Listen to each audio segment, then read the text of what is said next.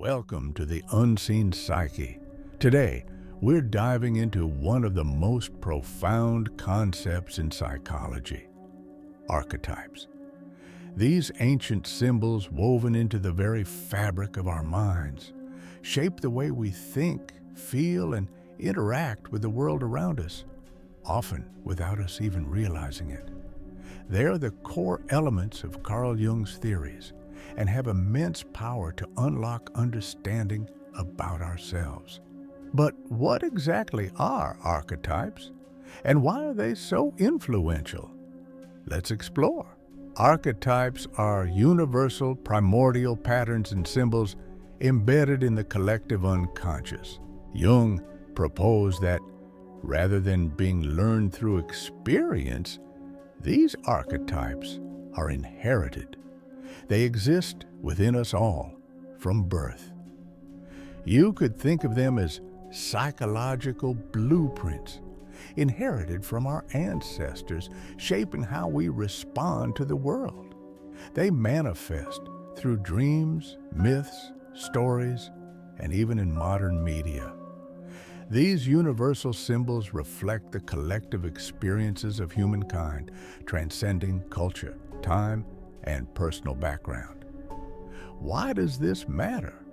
Because when we engage with archetypes, we're not just connecting with an abstract concept. We're tapping into a shared, deeply rooted part of human consciousness. We all hold these archetypal energies inside of us. Whether we're aware of it or not, they influence the way we perceive ourselves, make decisions, and interact with others. Now, let's take a closer look at some of the most important archetypes Jung identified. These aren't just theoretical ideas. They're deeply connected to our psychological development and the way we navigate life's challenges. First, we have the self. This archetype represents the totality of who we are. It's the central unifying force in our psyche, combining both the conscious and unconscious parts of us. Think of it as the core of your being. It's not something you can fully grasp right away, but rather a goal you work toward. Jung called this process individuation, the journey of integrating all parts of the self to become a fully realized person. The self is symbolized by images of unity and wholeness, like circles or mandalas. It represents balance, harmony, and the journey toward becoming the best version of yourself. You see, as we grow and evolve, we don't just experience life on the surface. The deeper parts of ourselves, our unconscious mind, are constantly influencing how we think, feel, and behave.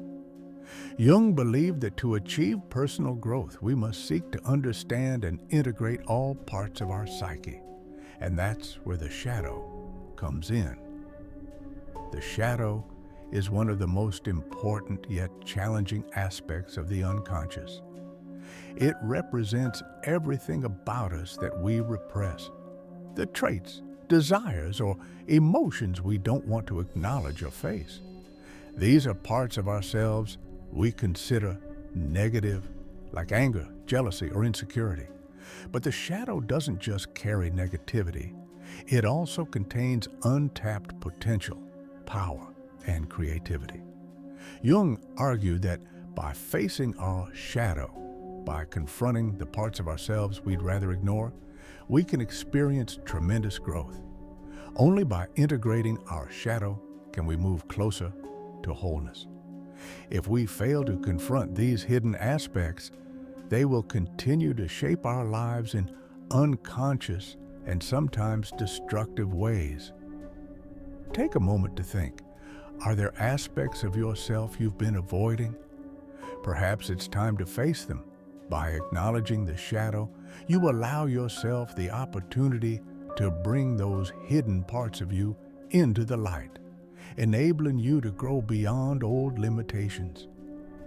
Next, let's talk about Anima and Animus. These are the inner feminine and masculine aspects that exist in every person, regardless of gender. The anima is the feminine aspect within men, while the animus represents the masculine aspect within women. These archetypes guide how we relate to the opposite sex, our own emotions, and how we express certain qualities like nurturing or assertiveness. Jung believed that integrating the anima or animus is vital for balance. For men, developing their anima might mean tapping into their emotional intelligence, intuition, and creativity. For women, engaging with the animus might involve embracing their assertiveness, rationality, and inner strength. By integrating both the masculine and feminine within ourselves, we gain a greater sense of inner harmony and connection to both sides of our psyche. Now, let's consider the persona, the outward mask or social identity we wear. The persona is not inherently negative. It's the part of us that allows us to function in society. It's the face we present to the world, shaped by cultural norms, societal expectations, and roles we play in our daily lives. Think of it as the persona you wear at work, at school, or in social settings. But here's the catch. If we become too identified with the persona, we risk losing touch with who we really are underneath. Imagine this. You might excel in your career, play the role of the perfect friend, or maintain the image of a calm, composed person. But what happens if you're not allowing yourself to feel anger, sadness, or vulnerability? What happens if you're wearing a mask that hides your true emotions or desires? Jung warned that over-identifying with the persona can lead to a sense of disconnection, leading you to feel empty or inauthentic. So, it's essential to remember that while the persona is necessary for our social lives, it shouldn't be confused with the essence of who we truly are. So, why should we care about these archetypes? These figures aren't just theoretical constructs, they have a real tangible effect on our lives. When we understand how these archetypes operate within us, we gain insight into our behavior, motivations, and the underlying forces driving our decisions. Take a moment to think, how do these archetypes show up in your life? Are you currently on a journey toward integrating your shadow? Have you considered the ways your persona is influencing how you relate to others?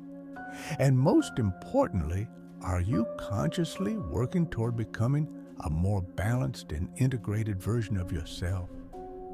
Remember, archetypes aren't static.